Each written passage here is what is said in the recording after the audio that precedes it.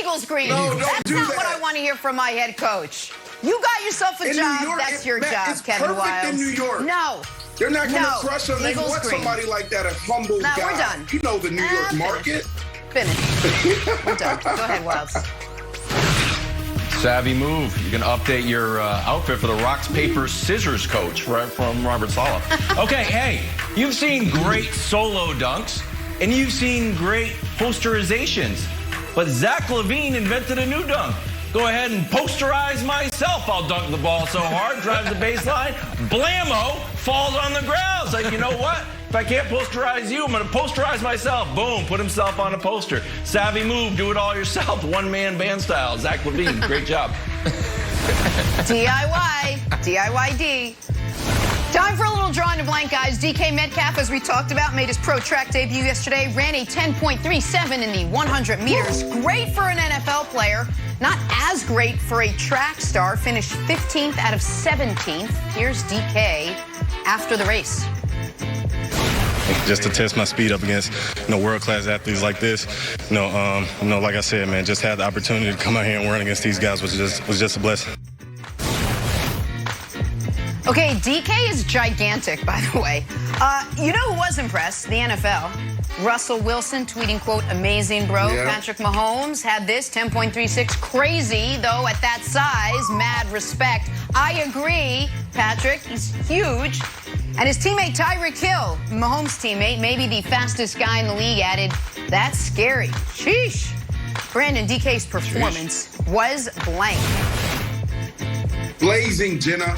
So DK flew down to South Florida to sit with me back in February, and we had an amazing time. And we talked about a lot of things. And one of the things he talked about was this. And initially, I didn't get it. I was like, I don't know if you should do it. Maybe you should just focus on football. But he ended up convincing me. And I said, you know what? It makes sense. Why not? As long as you're still doing what you need to do for the football season and the offseason, you'll be fine. Let's do it. 10.37 is blazing. And this dude proved me wrong. He proved to me that he can actually compete against the world's fastest men on the biggest stage. 10.37 and only training 3 months. That's impressive, Nick. Wow.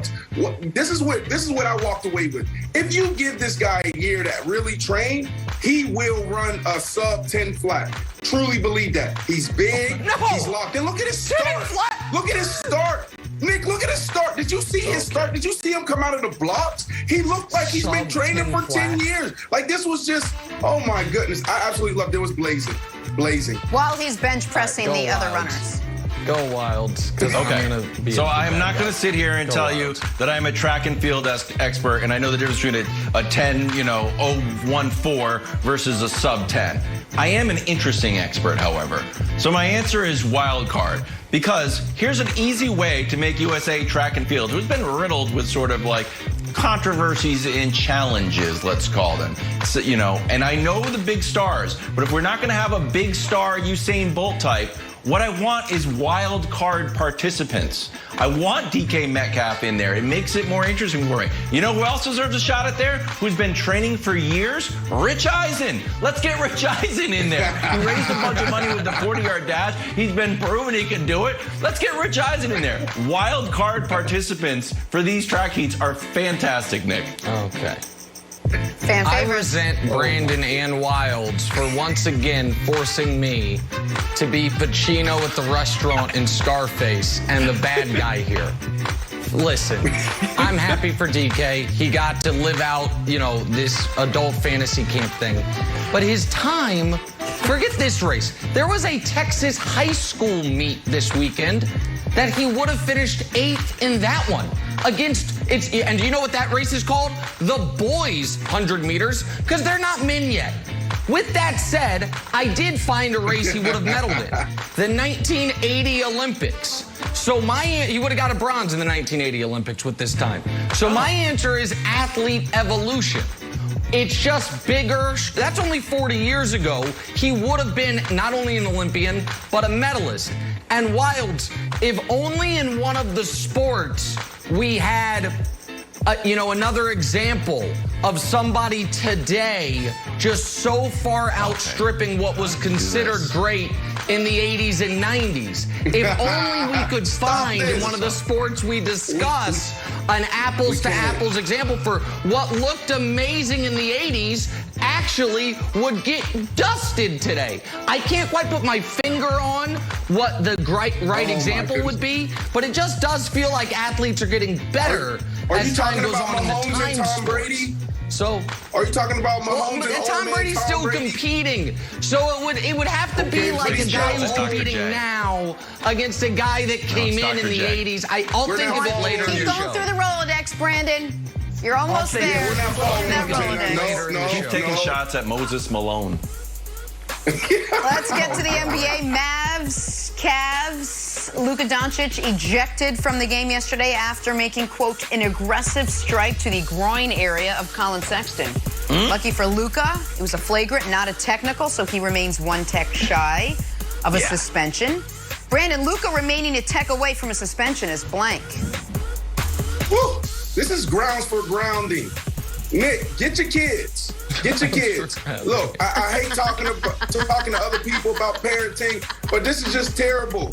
Like, the spotlight's on you, Luka. You know the NBA's watching. You know all the fans are watching. Not just the avid NBA fans, but just the casual fan. Everybody knows your behavior. Nick, you know what the problem is? He's walking around with a sense of entitlement. And that's the worst thing you can do as a parent, is give your kids a platform and say, you know what? You made it already. You know what? You don't have to work for things. We crowned this guy too soon, and that's the problem. What has he done? He hasn't made it to a conference final. He hasn't won league MVP. He hasn't won a title yet. Why is he acting like this? There's only 3 or 4 guys in the NBA that can get away with this type of behavior, and Luka's not one of them, Nick. Get your kids.